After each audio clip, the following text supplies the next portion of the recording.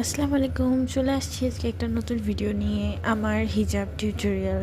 আমি আগেও বলছিলাম যে আমি হিজাব ঠিক অতটা বাঁধতে পারি না, তো তাও ছোটো মোটো চেষ্টা তোমাদের সাথে শেয়ার করাই যায়।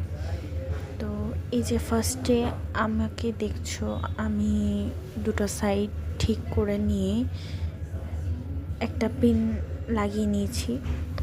দেন হিজাবের স্কার্ফের যে বড় সাইডটা পড়ে আছে এই সাইডে দেখতে পাচ্ছ, সেটা আমি এভাবে সেট করে থুতনির কাছ থেকে নিয়ে ঘুরিয়ে মাথার পেছন দিক দিয়ে নিয়ে গিয়ে ভালো করে সামনে নিয়ে আসবো। আমি ঠিক তোমাদের এক্সপ্লেন করতে পারছি না কীভাবে করব, আশা করি তোমরা ভিডিও দেখলে বুঝতে পারবা।